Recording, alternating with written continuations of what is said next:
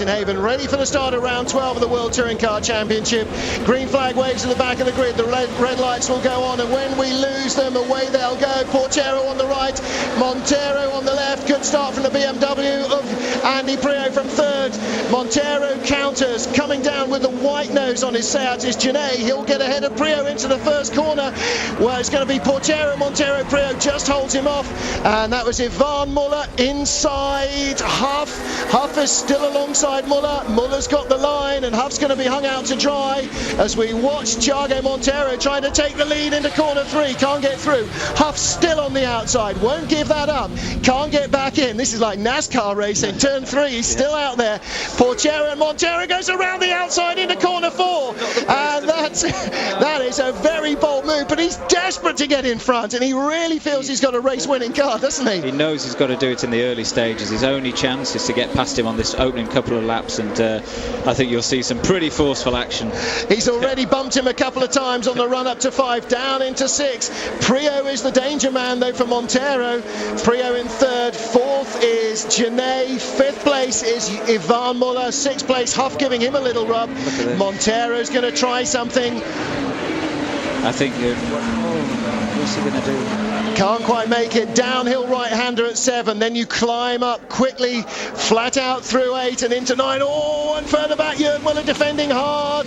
That was Gabriele Tarquini, and he's got Larini on the inside. Oh, poof, poof, poof. Oh. That's Tarquini in the back of Jörg's car. See, the tyres have gone flying already. They have. Well, they're not the only things that have had a clattering in the opening lap, are they? Well, let's see if Thiago can do it down the front straight. Menu and Farfus behind Christian Poulsen coming up the order. They've got ahead of the independent race winner Pierre-Yves Courtals from race 1. So has Poulsen, who was only 3rd in race 1 in the independence class. Down the straight, Montero, no, that's not Montero leading, Montero's right behind Porchero, but the battle behind Genet is ahead of Ivan. Oh, that's further back even. That is Larini trying to get by Rydell. Larini trying to get by Rydell. Oh dear, that battle's not going to end well, is it? No. Oh, Larini's got a good run on him. For disaster. Now this is what, nearly got through Nicola there, but he changed his mind about trying to go inside corner 2, and that's what he needed to do in race 1. He's got him now, definitely, at the inside. Will he run wide? There you go, that's for race 1 when he couldn't get by. He's just run wide. Dreadful. Dear oh dear. Oh, I say hello. Well, you know, as you said, the bonnet seems to be quite a lot longer than it was in race 1. Yes, there's obviously a little lack of judgment there. Now then, I think he'll have angered Nicola a wee bit there because, yes, as you can probably see, they are wheel to wheel again. Oh dear, as Montero again is going around the outside. Now this is going to work for him in the end, James, because he's clearing the dirt off the track, and again, if he doesn't get it this lap, he'll get it the next. So he's gone around. The grandstand in front of us has just erupted as they're watching it on the big screen and across the top of the pit buildings. Thiago Montero leads for Portugal at Estoril. Okay, hold the front page copy for the sports papers. Here comes Felix Porchero, Andy Prio in 3rd, Genet in 4th, Ivan Muller in 5th, Huff in 6th, Rydell 7th, Larini 8th. So that's the way it is as Thiago Montero leads it now. Can he escape? And if he can he stay away? Well, this is what we were hoping for. We were hoping for a front-wheel drive car to be leading the race in the early stages, and now we've got it. And I have to say that I think the BMWs will come back to him certainly in the next couple of laps, but I think we've got a cracking race on our hands now. Oh, you heard the crowd. They're all going wild. Listen to that. All right, it's a diesel, but you can't hear the car. I was going to say you can't hear the car, but actually you can barely hear the BMW because of the crowd. Oh, Genet under pressure from Ivan Muller. Oh. That is for 4th place. He's going to lose the place now to Rob, and Huffy's trying to get his nose in. No, that was well orchestrated. Geordie was very kind.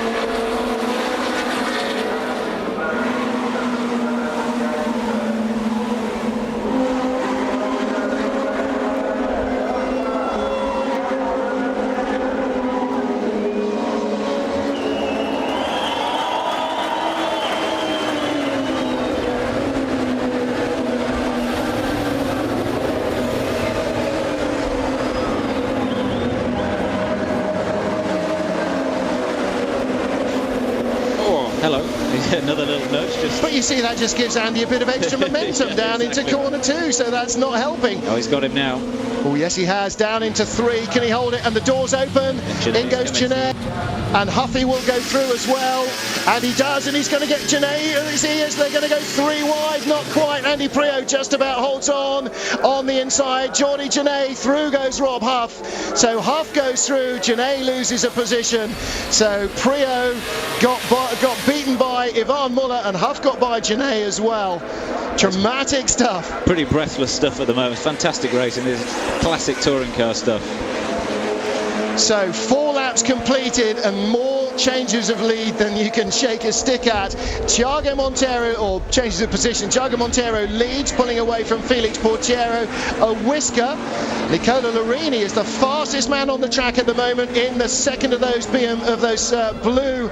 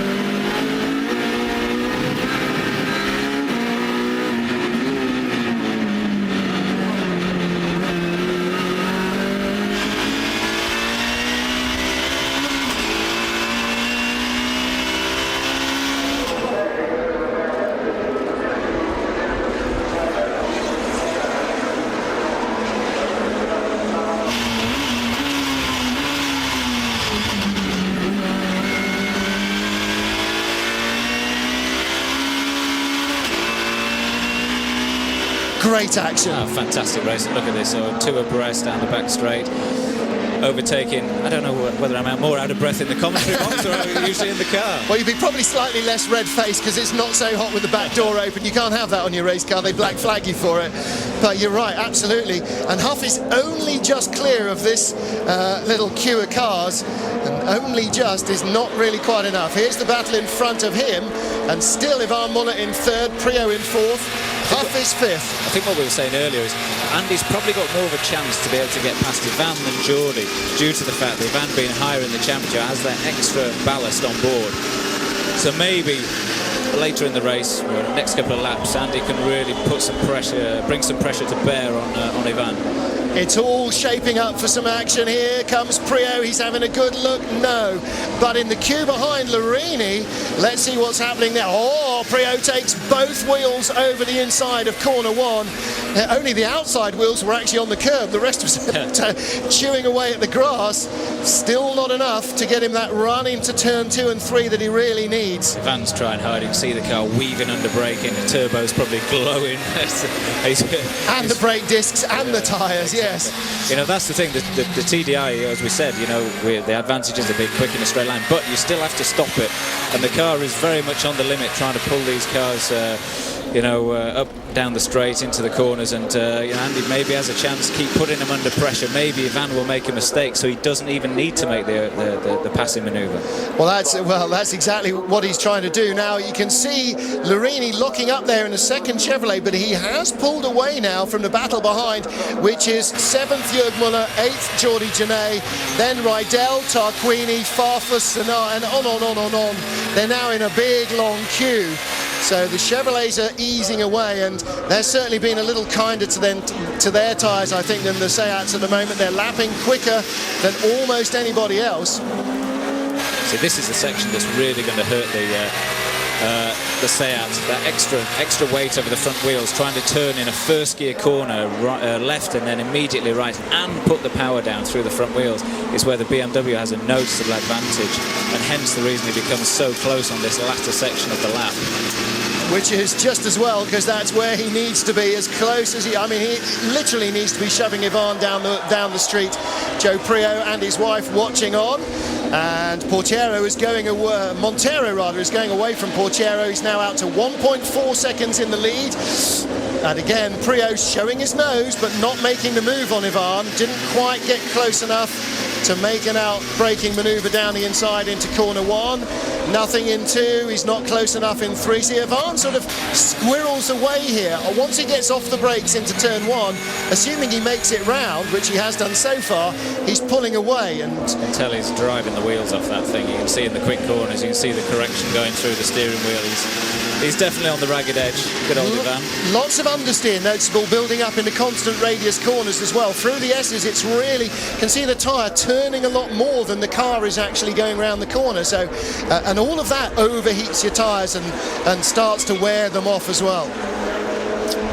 Yeah, that's right. He's definitely driving that with all his Gallic flair at the moment. He is, isn't he? I tell you what, he could do with twitching the handbrake on occasionally towards the end of the race, I bet, to get it up. Well, there you see Farfus, who is all over Tarquini, 10th and 11th, out of the points at the moment. But as you said, with so many cars close together, fight for every position, because who knows when there's a 2 or 3 car pile up on the last lap. It happens all the time. Well, and you could end up suddenly being in a point scoring position. Exactly right. He's battling for 10th place, but you just never know. He's only a couple of places away from scoring a point, and you never know how valuable that will be come the end of the season. Well, we know the way that this is shaping up at the moment. We've got 2 or 3 very close battles going on, and it is the last race of the weekend now. Here we go, Farfus and Tarquini. And Gabrielli getting to the apex despite the little helping hand there in under braking, which is no help at all. Prio very close now to Muller, but again, look, Ivan just creeping away, and Andy only now really starting to reel him in. Just can't do it. Just can't get a good enough exit onto the straight. In fact, he's locked up there and run a little bit wide. He certainly has, but he made the corner nonetheless. So as you turn in there, the road dropping away a little, that front wheel very light, just locking momentarily, but all the weight on the outside and further back. That is Farfus past Tarquini. Zanardi's right behind Coronel and Menu. So fantastic battle there, all 5 of them racing each other. Absolutely as much as if they were in the lead of the race. Zanardi drifts a little wide. The second BMW, Coronel's alongside. It goes back with Alex. The race, or the corner at least, goes in his favour there around corner 4 as we go back to Prio. And again, Ivan Muller just inches in front. Let's have a look again. Tarquini into corner 1. All that success ballast, 70 kilos on board, just getting harder and harder to stop the car. Exactly right, that's what we were saying before, that extra weight, you know, it's all right having the speed in a straight line, but you arrive at the corner, you have to stop it, get the car turned in the right place. And you saw there, under pressure, didn't need Augusto to make an effort to overtake him. Gabriel just made a little mistake and, you know, come on through Augusto. It doesn't seem like an awful lot, 70 kilos. I mean, it's you know, not a fully grown adult, but in terms of a racing car, it's like having a fully laden minibus and trying to throw it around compared to an empty one. It really makes a huge difference.